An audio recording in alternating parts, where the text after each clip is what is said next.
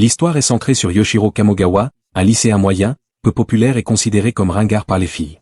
Il passe ses journées à fantasmer pour atteindre son apogée, obsédé par l'idée de retrouver la fille de sa destinée, qu'il a rencontrée et avec qui il a communiqué télépathiquement in utero à l'hôpital, échangeant une comptine comme code secret pour leur retrouvailles futures. Alors que Yoshiro pense à elle et s'apprête à jouir, un rare phénomène cosmique se produit et un rayon de lumière l'atteint. Ailleurs, sa camarade de classe Miyuko Hirano est également frappée par cette étrange lumière alors qu'elle rêve de coït. Le matin suivant, Yoshiro découvre qu'il peut entendre les pensées internes de tout le monde, y compris les pensées obscènes et lascives de sa mère et de son petit ami, ce qui l'horrifie et le pousse à se rendre à l'école, où il est bombardé par les pensées de ses camarades et de ses professeurs. Il remarque une nouvelle élève magnifique nommée Sae, dont il tombe immédiatement amoureux, se demandant si elle est sa destinée. Lorsque le vent soulève la jupe de Sae, Yoshiro et son ami ont une érection visible, ce que Miyuko remarque et utilise pour les humilier. Yoshiro la réprimande dans son esprit, mais à son grand étonnement, Miyuko contre-attaque télépathiquement, révélant qu'elle peut également lire les pensées. Pendant ce temps, le professeur Azami et son assistante Madame Akiyama de l'université de Tokyo discutent de rumeurs d'activité psychique, Azami ayant longtemps été ridiculisé pour ses recherches sur la perception extrasensorielle, ESP. Confus, Yoshiro achète un livre sur l'ESP, télépathie, télékinésie, etc.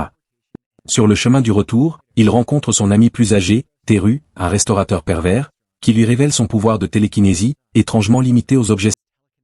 Le jour suivant, Yoshiro découvre qu'un autre étudiant, Enomoto, peut se téléporter, ce qu'il utilise pour entrer dans le vestiaire des filles et s'exposer, échouant lamentablement. Le professeur Azami et Madame Akiyama rassemblent les nouveaux psychiques Yoshiro, Teru, Enomoto, Miyuko et un autre étudiant étrange nommé Yab, qui est clairvoyant, il peut voir à travers les objets. Il est révélé que Madame Akiyama possède également un pouvoir étrange. La précognition de l'avenir de quiconque regarde son soutien-gorge. Le professeur Azami explique que tous ont obtenu leur pouvoir grâce à un phénomène cosmique, similaire à un événement survenu 200 ans auparavant à Duluth, Minnesota, qui a frappé le Japon. Ils correspondent à 3 critères spécifiques pour avoir acquis l'ESP, ils sont tous des vierges n'ayant jamais eu de coït, ils étaient tous excités lorsque les rayons les ont frappés, et ils ont remarqué leur pouvoir.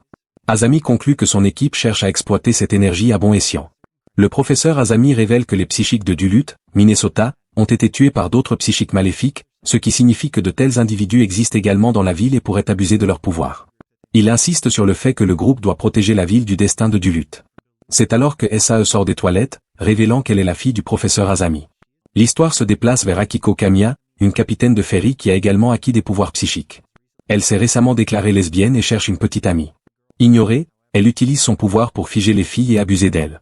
Quelqu'un jette des dizaines de poupées gonflables dans le lycée de Yoshiro. Azami et Madame Akiyama découvrent qu'elles sont imprégnées d'un aphrodisiaque non terrestre. Azami ordonne à Akiyama de cacher la nouvelle au groupe de Yoshiro. Le lendemain, une nouvelle professeure, Mia Polnareff, une américaine d'origine japonaise très expositive, rejoint l'école. Elle donne un discours passionné, déclarant que le monde est en crise et que les gens devraient embrasser l'amour et être érotiques. Polnareff surprend Yoshiro en train de fixer Sae. Elle s'approche, pose sa main sur sa tête, lit sa mémoire et prétend être la fille de sa destinée avant de s'éloigner avec ses 2 assistantes légèrement vêtues. Polnareff est donc également une psychique. Azami, après examen, craint que la substance aphrodisiaque ne fasse partie du plan de psychique maléfique. Chez la psychique lesbienne Akiko, un grand groupe de lycéennes, visiblement sous son emprise, monte sur son ferry. Akiko est ensuite vue en train de souffler une poudre mystérieuse sur toute la ville. Le lendemain, Yoshiro, Miyuko et Teru se rendent à l'école et sont choqués de voir que tous les élèves sont très peu vêtus. Polnareff confirme rapidement que Miyuko et Teru ont également des pouvoirs. Toute la ville est sous l'emprise d'un sort, marchant en sous-vêtements. Un groupe de cosplayeuses prend des otages à la mairie, menaçant le maire de faire du sexe un droit, hôtel d'amour gratuit, plage nudiste légalisée, promotion de l'industrie pour adultes, etc. Azami et Polnareff arrivent. Akiko s'avance, se révélant la meneuse et une psychique. Elle se lance dans une diatribe contre les humains avides et ordonne à ses filles d'attaquer. Soudain, une femme mystérieuse apparaît et transforme l'armée d'Akiko en poupées inertes. Akiko s'enfuit, et la femme mystérieuse disparaît également. Après l'école, Sae et ses amis passent devant la maison d'Akiko. Les amis de Sae s'enfuient, mais Akiko parvient à kidnapper Sae. Akiko fait de Miyuko sa victime. La ville sombre rapidement dans le chaos, tous sont obsédés par le coït, toutes les femmes s'habillent en bikini, et tous les hommes, sauf Teru, qui est embarrassé de ne pas avoir d'érection constante, sont en émoi.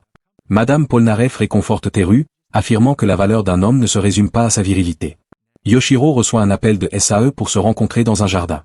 Comme dans son rêve, Sae court vers lui en chantant leur comptine secrète et lui demande de faire l'amour. Yoshiro est décontenancé par sa franchise. Soudain, Julie Babcock, la femme mystérieuse, une psychique descendante des survivants du massacre de Duluth, apparaît et transforme Sae en poupée gonflable, à l'horreur de Yoshiro. Julie se présente aux autres, Asami et son groupe, expliquant qu'elle est venue au Japon pour prévenir une tragédie similaire à celle de Duluth. Pendant ce temps, un détective localise la maison d'Akiko et informe Asami, qui élabore un plan. Yoshiro se déguise en fille pour attirer Akiko. Malheureusement, Akiko repère Madame Akiyama et tente de l'hypnotiser, mais Akiyama lit l'avenir en montrant son soutien-gorge et Akiko s'enfuit, se dirigeant vers la mairie. Asami et le groupe y trouvent les filles kidnappées inconscientes et de multiples clones de SAE. Yab utilise sa clairvoyance pour confirmer qu'il s'agit de clones. Akiko apparaît avec son armée. Julie les transforme en poupées, et Akiko s'enfuit à nouveau. Alors que le groupe se bat contre le reste des filles, Madame Polnareff s'empare de Yoshiro et l'emmène en sécurité. Elle le piège sur scène dans une enceinte dissimulée dans une découpe en carton représentant une femme enceinte. Il découvre que SAE et Miyuko sont captifs dans les deux autres découpes. Miyuko commence à chanter la comptine secrète pour se calmer. Yoshiro réalise enfin que la fille de sa destinée est Miyuko. Il lui dit qu'il est celui qu'elle a promis de rencontrer. Il pleure de joie et Yoshiro la voit dans la séquence de rêve, le faisant sortir de sa rêverie. Cependant, Polnareff interrompt, affirmant qu'elle a enseigné la chanson à Miyuko, semant le doute dans l'esprit de Yoshiro. Asami et le groupe, avec l'aide de Julie, transforment le reste de l'armée d'Akiko en poupée. Akiko accepte sa défaite, mais les avertit que son maître, Madame Polnareff, les punira. Julie purifie son âme, révélant qu'Akiko n'était qu'une marionnette sous le charme de Polnareff, qui a le pouvoir de contrôler, effacer, réécrire et manipuler la mémoire des gens. Polnareff ordonne à ses acolytes d'emmener SAE et Miyuko, puis se tourne vers Yoshiro, affirmant qu'elle fait tout cela pour détruire l'humanité qu'elle méprise pour sa cupidité. Elle veut que seuls les élus de Dieu restent, et prétend que Yoshiro est l'élu, lui avouant son amour. Elle révèle qu'elle ne peut pas contrôler sa mémoire à cause des sentiments qu'elle éprouve pour lui. Julie tente de purifier Polnareff, mais découvre qu'elle n'a pas d'intention maléfique. Polnareff la maîtrise rapidement et l'assomme. Polnareff va et efface la mémoire des autres psychiques, puis demande à Yoshiro de partir avec elle, menaçant de le tuer s'il refuse. Bien que réticent, Yoshiro accepte lorsque Polnareff lui dit que le destin de la Terre dépend de lui. Elle l'emmène dans une crèche où elle a transformé SAE, Miyuko et elle-même en enfants, affirmant que les enfants sont des âmes pures. Yoshiro refuse de redevenir un enfant, insistant qu'il préfère jouir et avoir des relations sexuelles en tant qu'adulte. Ce discours érotique dégoûte Polnareff, qui voulait être la fille de sa destinée et non un jouet. Hurlant d'agonie, elle décide de partir définitivement. Après le départ de Polnareff, la ville revient à la normale. Tout le monde remercie Yoshiro, le considérant comme un sauveur. Le lendemain, à l'école, toutes les filles chantent la comptine préférée de Yoshiro. Perplexe, ils se demandent comment elles la connaissent toutes. Une narration finale révèle que la mère de Yoshiro s'était assise à côté de nombreuses femmes enceintes dans un tramway après avoir quitté l'hôpital.